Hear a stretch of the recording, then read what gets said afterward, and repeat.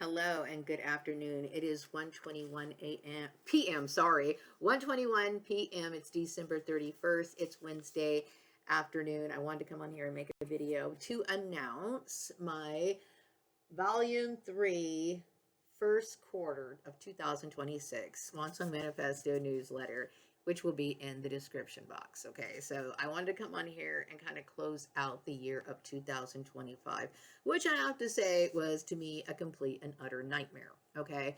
And I know that I went around collecting information for the last 10 years about what was going on, keeping my ear to the ground, meaning like literally going back in time, remembering things that had happened, and also being very psychically aware of what was going on around me. This included things that people were saying, things that people were not saying, body movements, whatever. Okay, because like I said, I felt this energy, this presence closing in on me, and what it was it felt very intrusive. Now I understand that it wasn't just my family. We had the assistance of the Church of Latter-day Saints, assisting the Gordon clan, which is 530, the kids of 533. When I say the kids of 533, this encompasses their spouses as well as their children, okay, and their children's children and everyone's associated with them, including friends, okay. So this involved the Collins. There was debate over, the ownership of my own stuff, okay, which I find very offensive. Now, I want to say that going forward in 2026, I am making peace with Bakersfield community as well as the Latter-day Saints Church. But we need to understand we do have different points of views, okay? This is how I choose to live, and I feel very angry that you took these sort of things in. You took actions against me, okay? And see, I respect what you have the right to believe, what you want to believe in the context of what you have going on in your congregation, okay? And perhaps maybe it is new or something that you never considered, the fact that yes, we really do have freedoms here in the United States. If you notice, like the employment laws reference freedom of religion, because I mean, when I think of what we just experienced, okay, with people looking at employees as expecting these putting religious expectations on people that it is impossible for them to adhere to, also was not expected. I was never expecting to adhere to any particular religious doctrine in the workplace, and because I understand how many different denominations there are. See, I've been studying religion since I was a kid, and this is an after effect of this whole CB Braganza issue. Okay, like I said, I believe that when I came out of that Motown singer's womb, okay, somehow or another, slowly but surely, I started gaining momentum intellectually to be interested and attracted to things that were left off from CB Braganza. Okay, some people, they meet little kids. I remember a lot of old people used to say, man, you're like an old soul, right? Because this is a very big, important part of reincarnation. I also want to sit here and talk about how I talked about the mind control programs, me always having an interest in religion and spirituality in general, bringing up the issue and talking to my parents about, like my mother specifically, talking about the possibility of reincarnation. And they always shut it down. They don't ever sit there and think, well, yes, Maria, there's a possibility because you're adopted and you were once CB. They're not even, they don't even know. They're not even pretending to talk about, they're not permitted to talk about it. All of these sort of things are just more indications that these are covert programs initiated by things like the CIA, which all of these covert programs that they initiated and launched out on the public were considered illegal, okay? And it goes long, long, long back. Now, what I want to say about this issue is that the people of the CIA who devised this little quirky plan and who have been monitoring me, as well as Wicked Joseph Mengele, right? Who was a part of this, which is not necessarily a part of the CIA. He was a part of something different. But still, all covert programs, were all like this. Just like you have this Bakersfield community that was ganging up on me, it extended throughout the United States and so on and so forth, uniting on a common goal, okay? And so that was, of course, some sort of harassment, terrorism towards me, okay? So similar to that, right? So you know, these people are long gone, but the after effects of people like what goes on in the churches, as well as these, I'm going to call them offshoots, because Rashawn, Jim Colligan, all these, and Bruce Collins, and all these men, okay, that were involved in my targeting, okay, all like to use religion as an excuse, okay. Unfortunately, there was somebody associated with Rashawn who is possibly the kid that I keep thinking, I remember his name might be Jeremy, that might have helped Rashawn ignite this, okay. And maybe because Jeremy grew up, I think Jeremy might have grew up in Utah.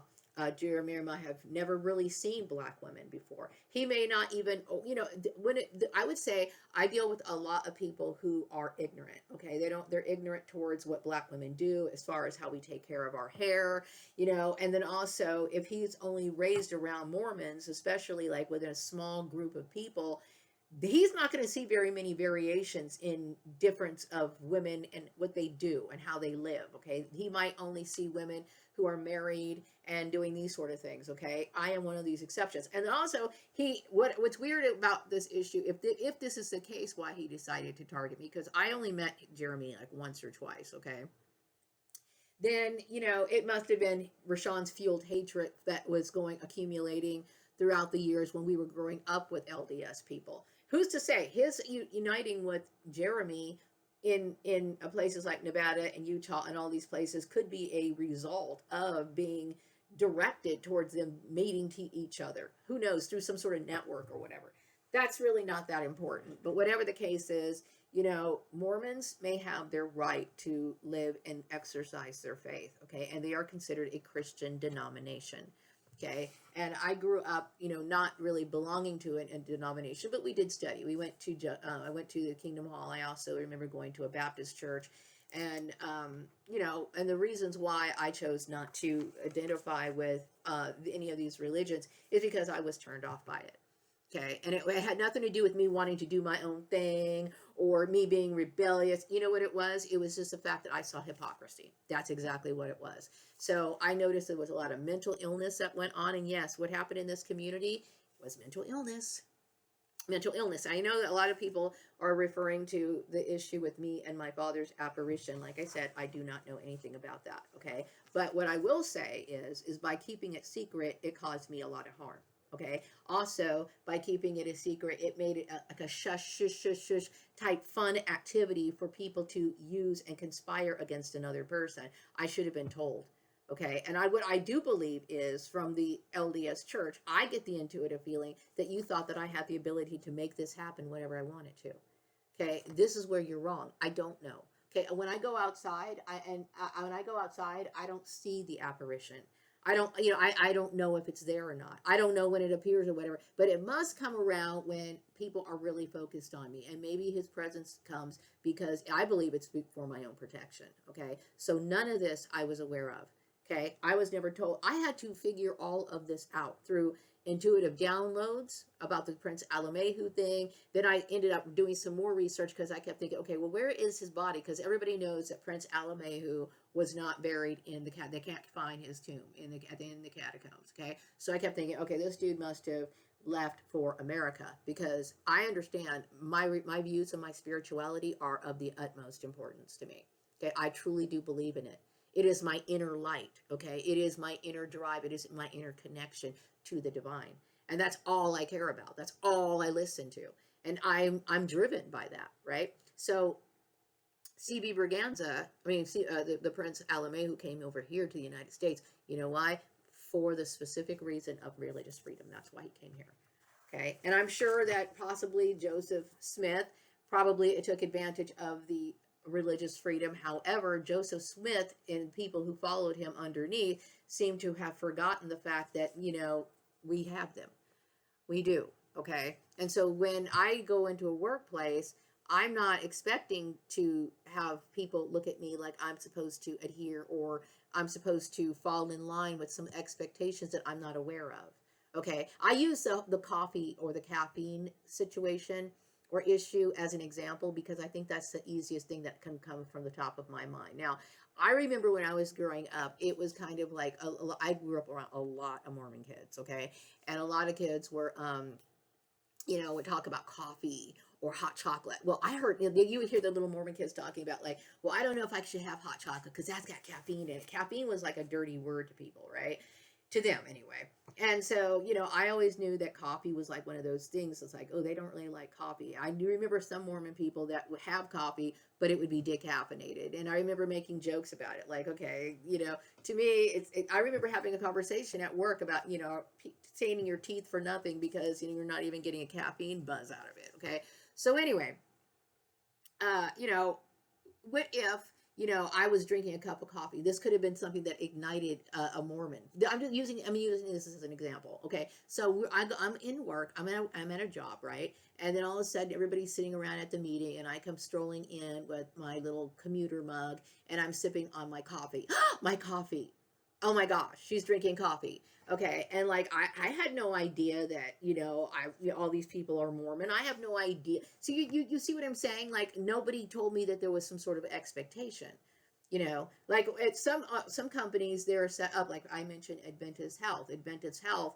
I'm not sure if they require all of their employees to be Seventh-day Adventist, or maybe they're open to that. Okay, but if that was one of their requirements, it would make sense, right? Because it's probably Adventist owned, operated, and they probably expect you to live based on those Adventist principles, those doctrines, those observances that they have, such as the things like the Sabbath. Okay, which Mormons have their Sabbath day on Sunday, whereas Seventh-day Adventists, they believe it having on Saturday. Okay, that right there is a conflict, right? But yet Lisa was getting all kinds of assistance with the LDS Church because she was a part of the little cabal that was Rashawn, a little extension of Rashawn's group.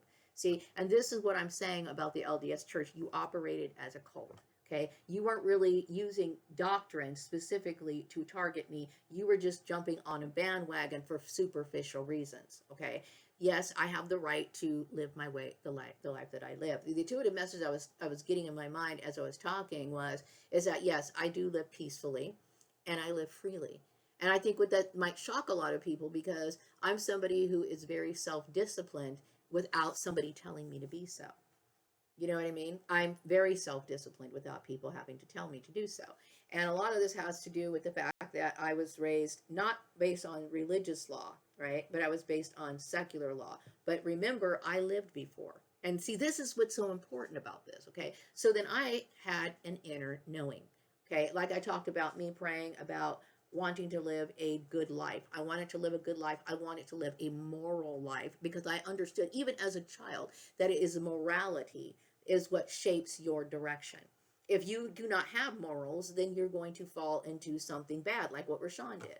Okay, and create and spread it all over the place. And yes, when I was younger, I did visualize having a real family, like a family, like mother, father, kids, baking cookies, having my kids have sleepovers. Oh yeah, I did do those sort of things. Okay, but that is not the direction my life took. Okay, and a lot of that is because of outside forces, because of smear campaigns. Okay, but also I think it's important to say is that the people that were around me did not have strong family values either. I had talked about people like, and this goes beyond the racial issue. It goes beyond the racial issue.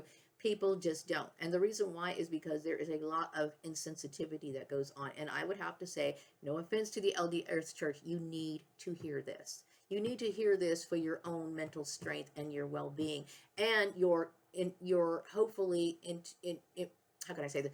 Hopefully your healing in each and in every individual person within your congregation. Okay, you lack empathy. Okay, and that is a terrible thing to be. Okay, it's terrible because and this comes and it's evident in the decisions that you have made about me. Okay, specifically. Okay, you have this attitude of nonchalant or like somehow or another, I'm somebody who is worthy of this sort of stuff. And the reason why you feel this way is because I don't see eye to eye on your Mormon doctrine. And the fact that you could create or be a part of, me being blacklisted, me having problems with my credit, all at the instructions of somebody who is a part of your membership, but it's not, but the thing is, I'm not. Okay, Rashawn might have become a Mormon, but I'm not. See, and you want to punish me and put expectations on me based on a religion that I believe he chose to be a part of. I never signed up for Mormonism. Okay. And it's no offense. I'm telling you this because if you continue to be this way and you have companies that operate this way, you're going to have a lot of complaints about people, wanting lawsuits and so forth, so on and so forth. And you may not even know what you're doing wrong, but I'm going to tell you, based on my experience, you do a lot wrong. Okay. And maybe no one's ever come out and tell you, but I'm familiar with Mormonism. I literally came out of that woman's room, okay, knowing who Mormons were. Seriously. Okay. And I remember me and my dad used to talk about them, you guys. Okay. I remember my dad used to warn me, don't go by the Mormon church. I will say, you guys attack people based on reasons that are illogical. And if you were to sit down in a court of law, like for example, I got the intuitive message that you felt as though I deserved to be punished because I look young. You also wanted to punish me because some people think that, or people look at me, or I'm described as somebody who takes care of myself, somebody who dresses well. Okay, those are not valid reasons. Okay, so if I was to sit here and shoot Halle Berry, okay, I shoot Halle Berry or I accost her in some way, right? And then I'm sitting here in court and I'm explaining to the judge that I hit Halle Berry because Halle Berry is more beautiful than me. Okay, you know what, they're going to penalize me, and rightfully so. You know why? Because I should be accountable for my actions and my behavior. Okay, we have to, as an adults, we have to accept the fact that yes, there's going to be people who are more beautiful than you. There's going to be people who are going to have more than you. Okay, so when people get attacked for those things, you know what that gets identified with? I mean, as in the court of law, a hate crime. That is what it gets identified as. So the message I'm getting in right now, and I want to talk about my first quarter newsletter, volume 3, by the way. It's going to be, I'm hoping that it's going to inform people of what happened in the last few months, okay? And I do understand that perhaps maybe you believe that because you might be Mormon, or my family was Mormon, or you guys morphed into this cabal of Seventh-day Adventist, Mormon, Catholic, and all these other things. And see, I was wondering why Jim Culligan was sitting here mingling with Catholics, okay? Oh, and all these other people. I think it had a lot to do with this, the ability that Mormons had to spread the word. That's why all of these people are aligned with it, or are part of it, okay? But what happened in these bank transactions, you are incorrect, okay? No one has any legal right to touch our money, okay? No one. I have a single account. Valley Strong Credit Union. It is my name, okay? It is in my name. That means that even my son cannot sit here and say, okay, well, I want to withdraw money. I want to, whatever. No, it would be law. It's supposed to be, these bank personnel people are supposed to monitor that, making sure that doesn't happen. Joint accounts is usually what happens when people sign up for an account, and that gives them both access to that account, okay? So your religion, okay, I don't know who steered this, but you were wrong. Okay, and so now my son is sitting here trying to come back with, paying back the rent, right? And now we are incurring late fees, which is all a part of your orchestrated plan that is against the law. And so and the reason why it's against the law, because you are working in a covert manner in human trafficking. Okay, so an employer knows the rental company and blah, blah, blah, blah, blah. And then an employer can withhold the check based on reasons that are illegal. Okay, because you're supposed to be paying on that particular pay date. Okay, so I'm letting you know what you did wrong. Okay, and like I said, if you really care about your spirituality, then you will humble yourself and accept it. If not, then I'm going to assume that you're something out, you're just start raging mad. Because Jesus himself, and I do believe that I must be some sort of reincarnation of this bloodline. I say reincarnation of the bloodline, even though you know exactly what I mean by that, okay? And I would say that it's a very iffy and very touchy subject to say, yes, I am like the whatever clone of a Jesus extension or whatever. I feel uncomfortable with it, right? But I had to sit here and really do a lot of meditating, thinking, download, and really thinking about how it is when I encounter people. What is all of this about? Because simply, just because I'm a woman who likes, clothes, or, I wear, nice clothes, that's not enough to sit here and act this way. Okay. So when I had to figure it all out by myself. So you need to understand, this is all new to me, coming to understand what my identity, who I am, and being attacked. I was attacked. I moved here to Bakersfield by myself, and I was attacked by Rashawn Gordon. Okay, and the message I'm getting right now is that other countries are following me and adjusting and changing laws for, yeah, to accommodate the regular employment laws. And it's really always been this way. Okay. And when I started, looking into what I wanted to do for a living, starting to get very deeply engaged in employment law, right? Um, that to me was completely normal. You know what I mean? I don't know what your schools are teaching, and that is very terrifying. I do remember not watching, I read an article, and I keep wanting to refind it. This particular person was talking about work-life balance, right? Because I think it's funny because I think a lot of corporate structures talk about, I'm sorry, and I don't mean to offend you, but I don't think you guys know what you guys are doing when it comes to the workplace. Okay, I really don't. Okay, but anyway, they talk about work-life balance. Okay, there is no such thing as work-life balance the way that you operate. There is no such thing. Okay, but anyway, I digress. Okay, so anyway, to speed things up, you want to punish me for things that I have a right to do. Okay, and yes, I do. Okay, so the message I'm getting right now is that yes, many deaths occurred. Yes, I'm aware of that. See, what you guys actually did was you launched a war. Okay, and that was completely unnecessary. You know what I mean? If people were following employment law, this would have never happened. It would have never happened. Okay, they would have known not to sit here and talk about my hair in the workplace, especially coming from white people. Now, see, Rashawn could have just been saying that as a joke, right? He could have just been saying it because I'm not his sister anymore. But at that time, he could have been saying, well, Maria, you're whatever. But when a white person says something like that about a black person, especially our hair, historically, that has always been something you just don't do. So hearing this coming from white people at work, knowing what I understand employment law, I'm like, what the heck is going on here? And yeah, this is what happened. Okay, this is why I was shocked. This is why I kept thinking, oh my God, I cannot believe this really happened. I cannot believe that this person is actually comparing me against this particular girl in my workplace, openly comparing races, doing something that racist out in the open. Okay, and apparently it didn't end there. Okay, this was a very sensitive issue. This is the reason why I believe Steve Murray made an attempt to take it to the PAS company. Okay, and then we went to PAS, and then I remember leaving the company, and I made sure that I was not going to talk about this issue with Steve Murray. And you know why? Because I notice a lot of white people. Okay, they'll sit there and they'll swear up and down that you played the race card, even though I didn't do anything. Okay, they'll say, oh, you playing the race card. No, I didn't say anything. You played the race card, and you've been playing the race card for 12 fucking years. Okay, excuse my language, but you got to understand where I'm coming from.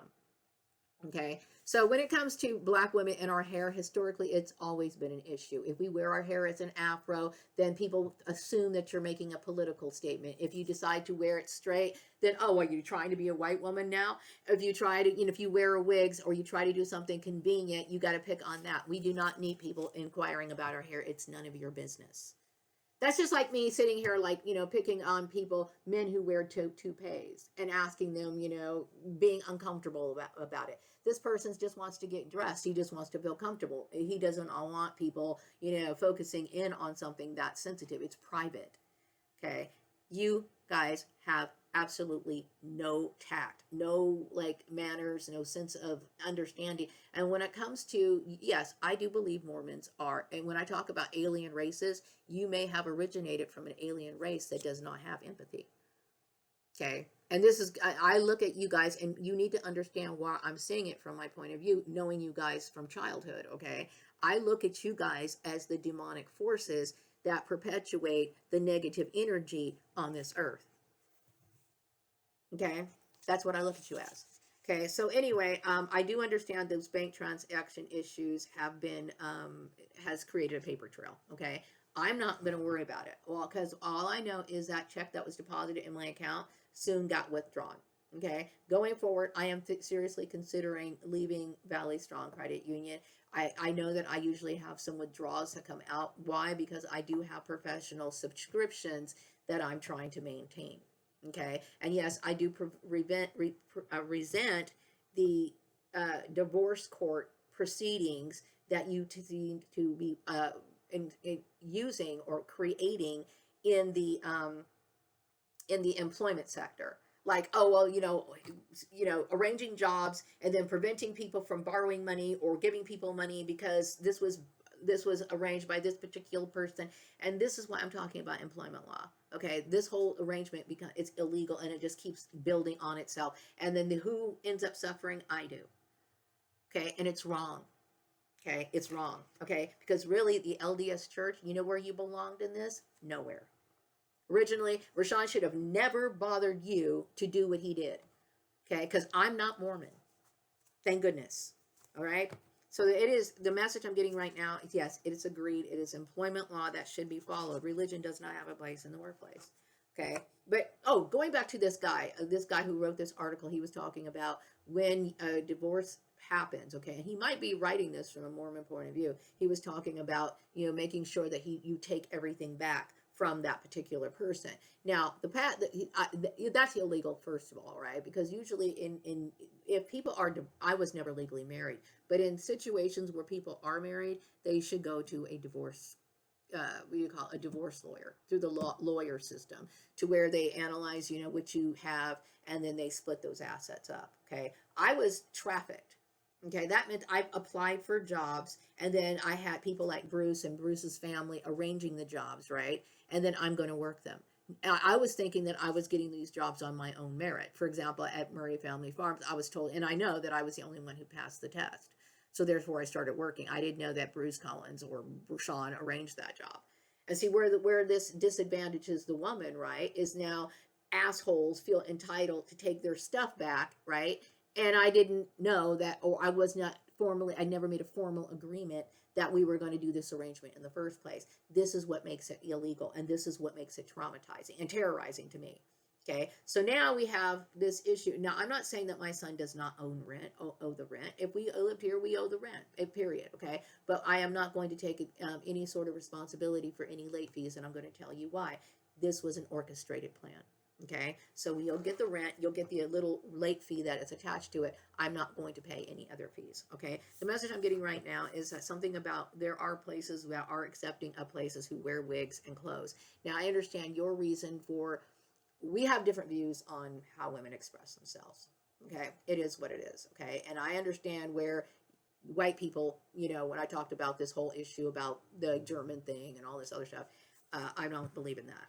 Okay, I really do believe the biggest issue with that whole Hitler and controlling what women look like is a downfall. Now, so like I said, not all women care about beauty, not all women care about clothes, not all women care about makeup, not all women do those sort of things, okay? But to mandate it, you are literally controlling a woman's body, controlling her mind, not giving her the ability, the flexibility to feel the light and the feminine energies that she's supposed to feel. You know what I mean? But that's your business, okay? You guys are white. You do what you want to do, okay? This black chick, she flies solo, okay? The other message I get is that, yes, angels are the same as aliens. Yes, I do recognize my alien DNA. If you saw and that relates to my ancestry, okay? My ancestry has that sort of DNA in it. So when it comes to the workplace, I don't need people making excuses. What you need to look at in the workplace is that Maria can do the job. Maria can do the job, and Maria can do the job well. The intuitive message I'm getting right now is, yes, it is now understood that the Latter-day Saints Church operated as a cult. Let this be a lesson and move on. The message I'm getting is that vigilantes must go was something that made a big impact.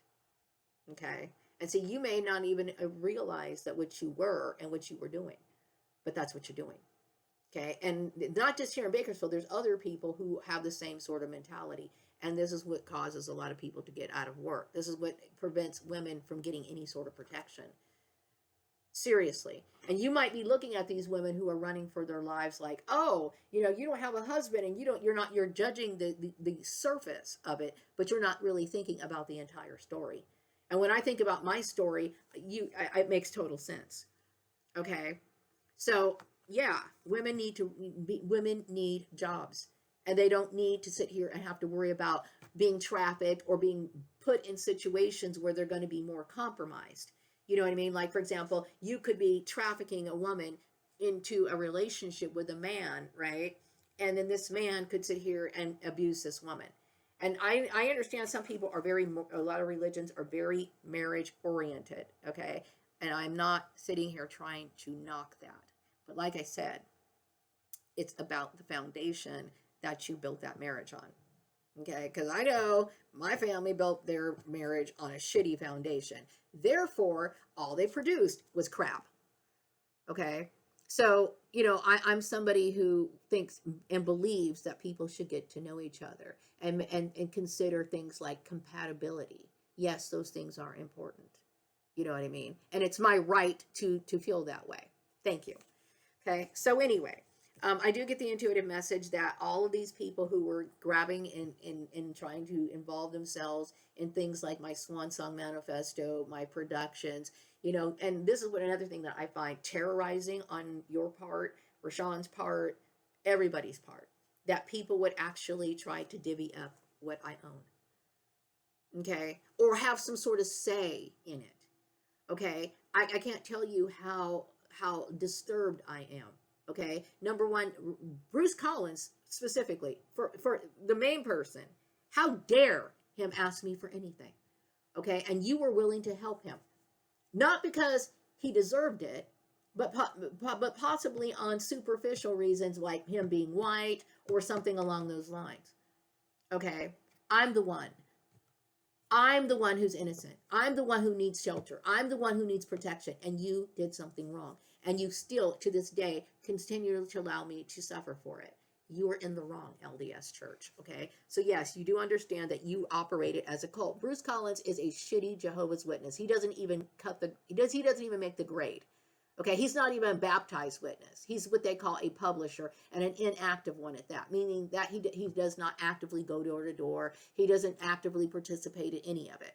Okay, but yet you treated him like he was a full-on Christian, upright, upstanding person, as a Christian as well as in his congregation. Bruce used his religion as an excuse, okay? And you should have never involved yourself with a Jehovah's Witness as a Mormon, as well as a Seventh-day Adventist. Okay, this is what I'm talking about. And the reason why I understand this, like I said, I've been studying religion since I was a kid. I've been studying inconsistencies in what people say that they believe, okay? And you better be making sense when you talk about religion. Because if you don't, I'm going to avoid you. And this is a reason why I chose not to be a part of mainstream religion. The intuitive message I'm getting right now has something to do with me smoking marijuana. Yes, I look at marijuana as a sacrament. I believe in that. I believe in marijuana. Okay, and marijuana is legal. Okay, so that means that you may disagree with marijuana. That means your people in your congregation don't smoke it. It's as simple as that. Okay, that does not mean that I deserve social punishment.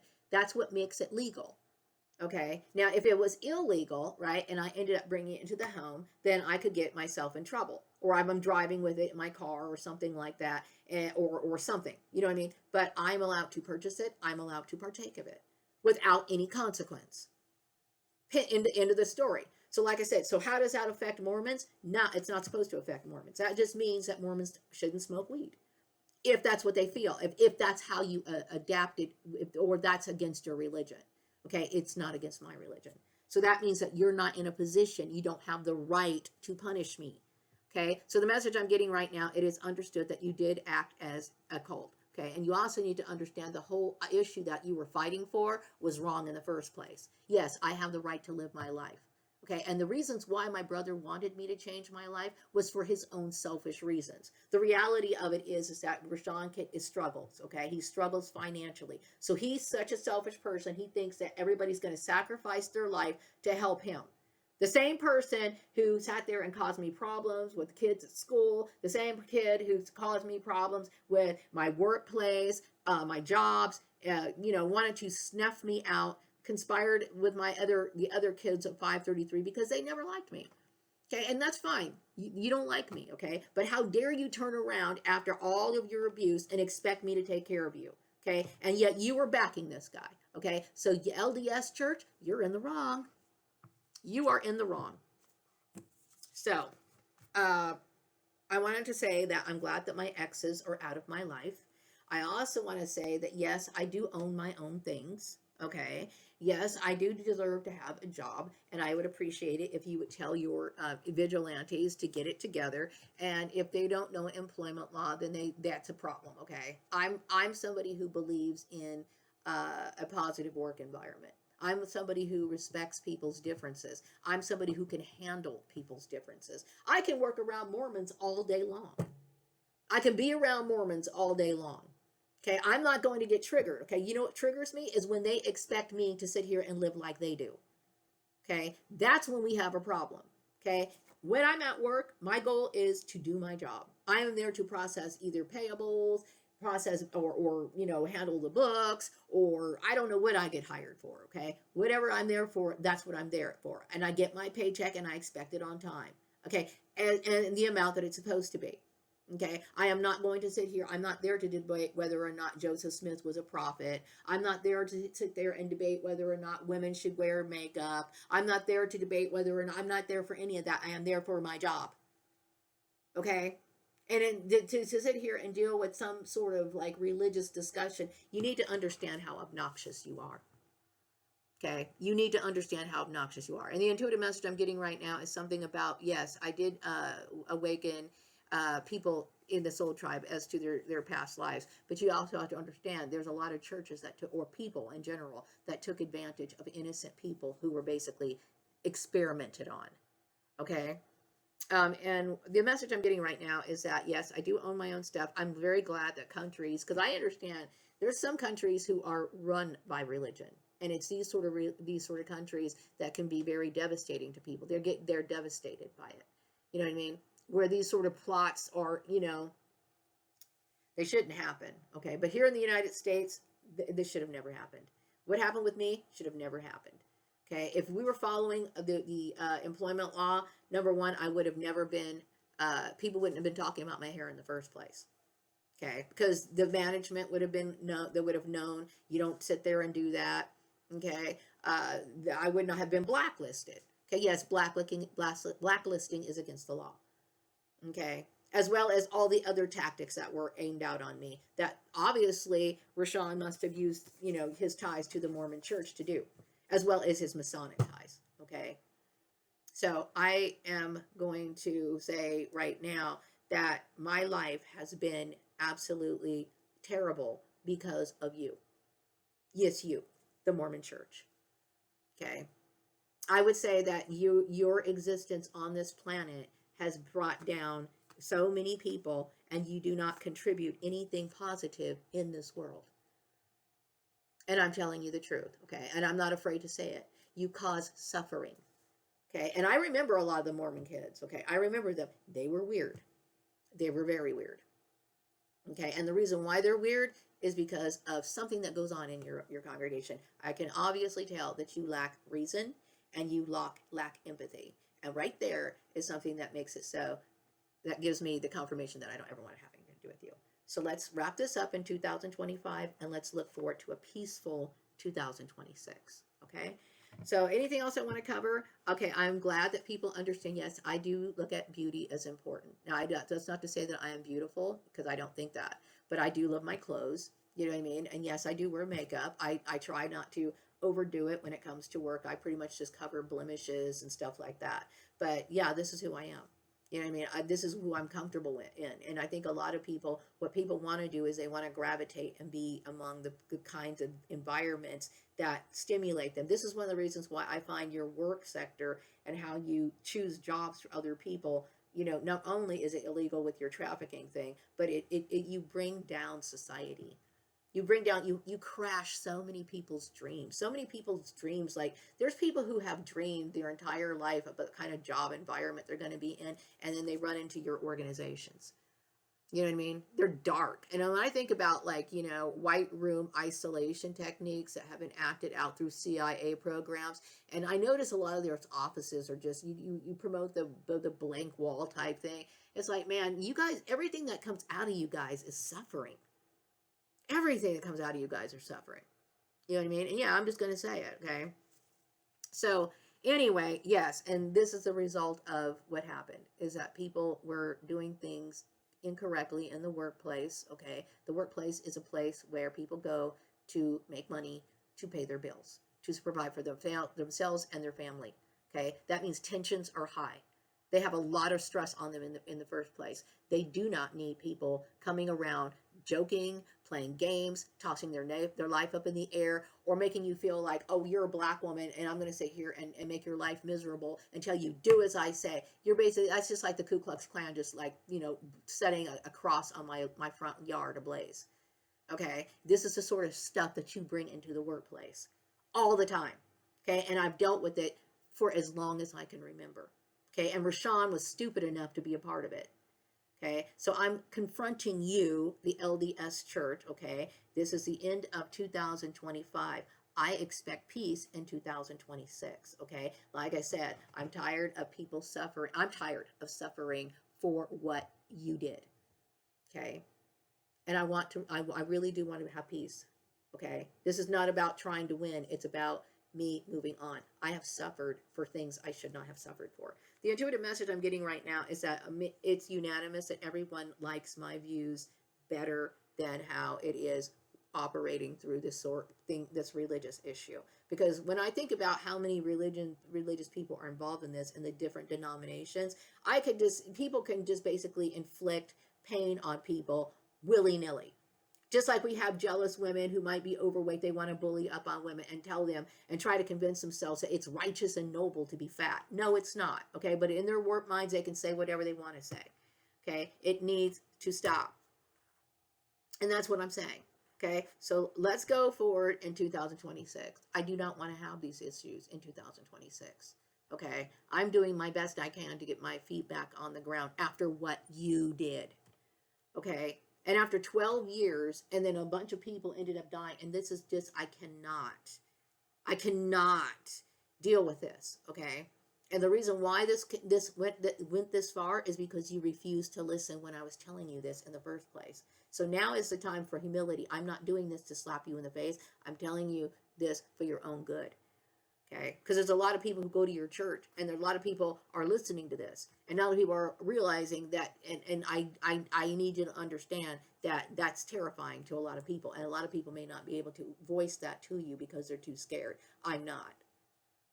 Okay, so I'm going to wrap up this video, and I wish you all, the people who have supported me in 2026, I wish you all a happy new year, and let's, I'm going to continue doing my newsletter for 2026. This is the volume 3, first volume, volume 3, first quarter 2026 Swan Song Manifesto newsletter. And I'm hoping to do more projects in the future, and I would love to have Vladimir Putin and other people from my soul tribe appear in my productions. I'm going to wrap this one up. Take care. Bye-bye.